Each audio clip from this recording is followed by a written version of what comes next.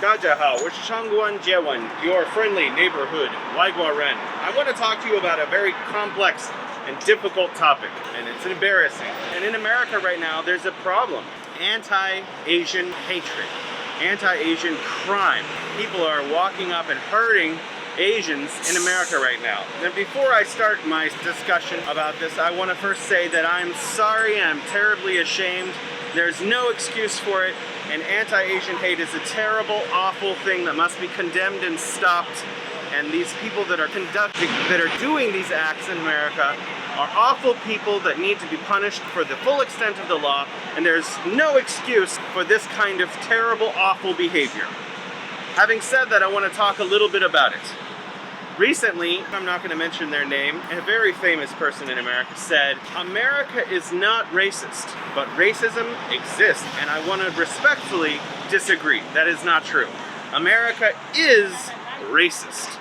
And by America, I mean the leadership of America. That meaning a lot of the people that were in charge, the people are listening to, some of the officials and some of the media in America, I consider directly responsible for this pandemic of hatred that is occurring right now. I want to point out a couple of things.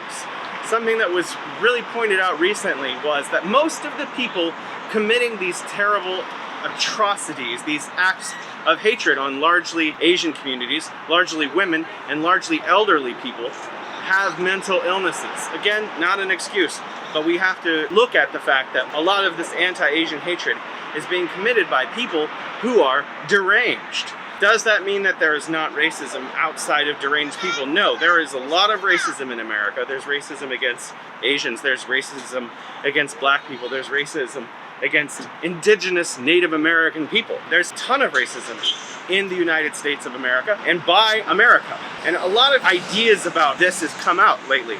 A lot of people are saying, oh, it's history's fault. It's the fault of a long history of anti-Asian and anti-black periods in American history. Yes, I have a master's degree in history, and I agree. But that is not why, over the last 2 years, there's been a massive spike in the amount of anti-Asian violence in the United States. It's not directly the cause of something that happened 150 years ago. We can't just keep blaming things on the period of time in which many Asians came over from Guangdong to build railroads. That's not entirely applicable. Why at this time in 2020 and in 2021, is there a massive spike? Has there been a massive spike in anti-Asian hatred? And then that there have been these uneducated people making anti-Asian racist statements and actions against elderly people and women and Asians. This is because of Trump and other poor leaders, people who said terrible things like Wuhan flu or the China flu. He's directing people to be anti-Asian. His presidency led to people becoming anti-Asian and anti-Chinese, and consequently Koreans were hurt as well, Japanese people were hurt as well, many Chinese people were hurt, and all over the United States. This is not just one area. This is spread across the United States, these violent acts which need to be condemned, which are terrible. And the media plays a huge role in that. As Trump administration and other poor leaders began an anti-Chinese economic war over the last 4 years, as this anti-economic war that's been directed at China by some poor leaders in the United States, and media have surrounded that and say, oh yeah, let's help the United States. They've been saying anti-Chinese things. So a lot of the times CNN and these other mainstream media are like, oh, we also condemn anti-Asian violence.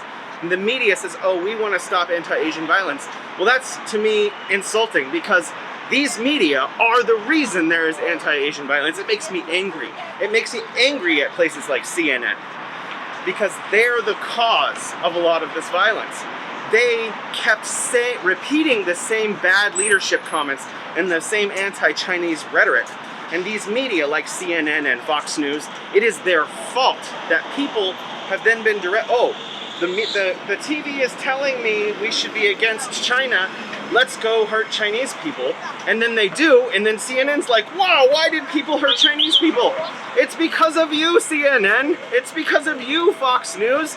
You told them that it's okay to be anti-Asian.